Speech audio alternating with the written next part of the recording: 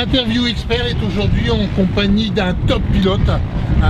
Vous pourriez vous présenter? Oui, je m'appelle José Pereira, j'ai 46 ans. Oui. J'ai commencé la moto à l'âge de 5 ans.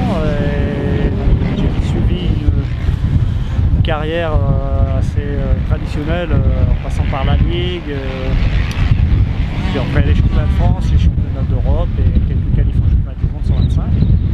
Et donc voilà, j'ai été titré 5 fois champion de Flandre dans différentes catégories, de la 85 à la 450.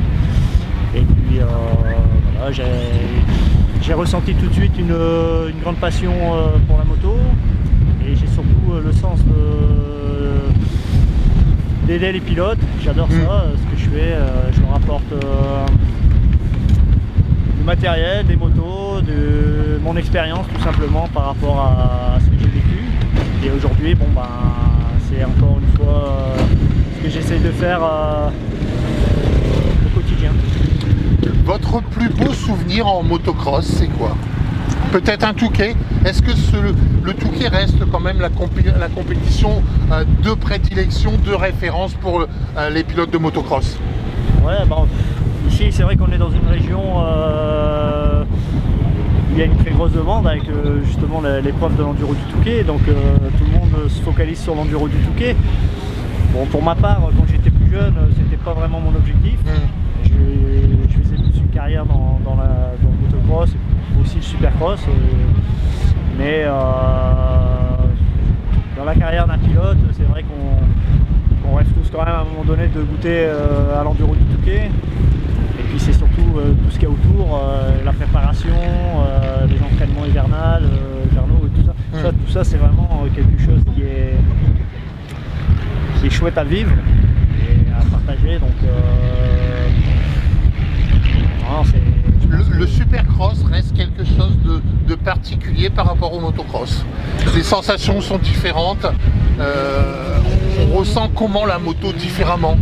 Ouais, tout à fait. C'est deux disciplines complètement opposées. Le supercross, c'est des manches très courts, c'est plus des formules sprint, alors que le motocross, les terrains sont plus larges, c'est des manches un peu plus longues. Et après, les courses de sable qui sont complètement encore une autre discipline, avec des courses d'endurance, du sable, uniquement du sable. Donc c'est complètement trois disciplines différentes, avec des préparations différentes, que ce soit physique, mais aussi technique sur les motos. Votre préférence va plutôt sur le supercross que pour le motocross, avec le recul? Non, avec le recul, je me suis fait une carapace autour de moi, justement pour tout ce qui est les courses de sable. Donc aujourd'hui, je vais essayer de mettre un intérêt sérieusement sur les courses de sable. J'ai goûté dernièrement sur les courses de sable où j'ai fait une 16e place en 2015. Puis après je suis un pilote Kawa et essentiellement 500 Kawa, donc vu qu'il y a eu l'opportunité de faire les courses de vintage sur l'enduropad, j'ai fait 3 podiums en vintage, et bon, voilà, ça reste des courses assez fun et c'est toujours sympa d'accrocher un podium, quoi. José, Kawa pour vous reste quand même une moto de prédilection, même si Honda et Yamaha sont régulièrement sur le devant des compétitions. Kawa n'est pas en train de monter sur le podium aujourd'hui. C'est vrai que Yamaha est fort investi pour les courses de sable depuis de nombreuses années, avec Jean-Claude Olivier. J'étais gamin déjà, et c'était déjà Yamaha qui étaient devant. C'est vrai que c'est une course qui leur tient à cœur.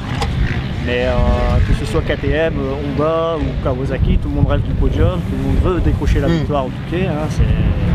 Et nous, je suis très fidèle à Kawasaki depuis de nombreuses années. Et ça continuera encore pour plusieurs années, puisque j'ai maintenant mon fils qui démarre, qui a 14 ans, qui a fait son premier Touquet l'année dernière.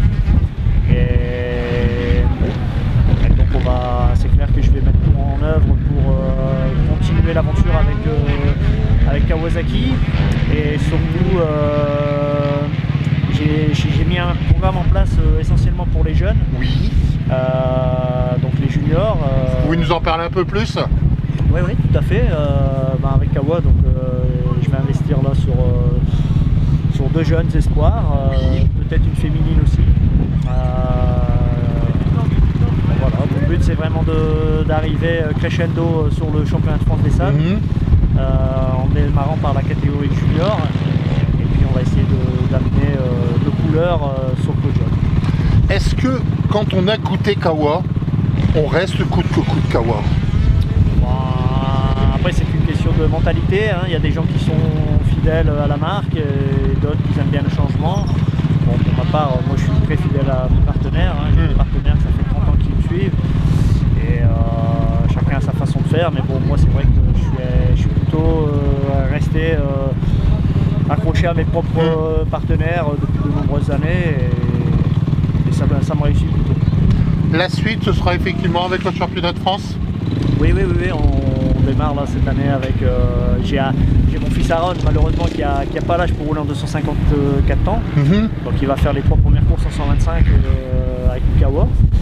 Et malgré qu'il n'y en a plus, mais on a mis tout en œuvre pour qu'il roule avec une 125 Kawa.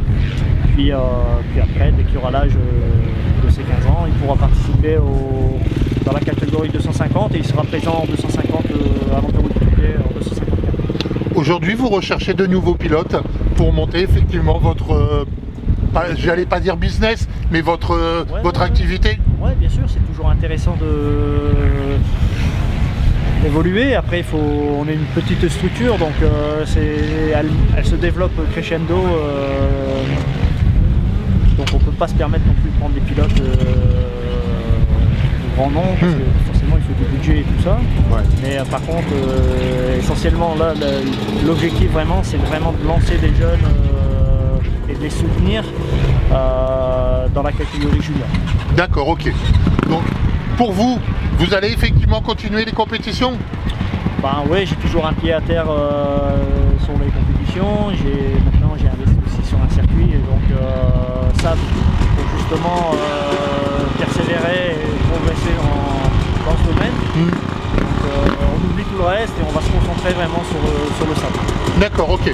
Donc pour vous, votre priorité, c'est pas automatiquement de faire des courses, c'est plus effectivement d'encadrer des nouveaux pilotes et de faire une session entre guillemets avec José Pereira au niveau de Kawa. Ouais, c'est ça, le team JP711 avec Kawasaki, et puis on va essayer de recruter des jeunes et de les garder pour plusieurs années. Le cas échéant, si des pilotes aimeraient venir vous rejoindre, c'est quoi la procédure? La procédure, on se rejoint à une plage comme aujourd'hui. Hein. J'ai une charmante demoiselle qui est venue essayer la moto de course, la 250, pour faire le championnat du monde en Hollande le 18 août. Donc on est en pleine séance de testing et elle va valider aujourd'hui son engagement ou pas en fin de journée, à savoir si on sera présent au championnat du monde à Arnhem dans 15 jours. D'accord. Et puis peut-être étaler les conditions sur le championnat de France des salles. Ok, merci José, à très bientôt. Merci à vous. Merci.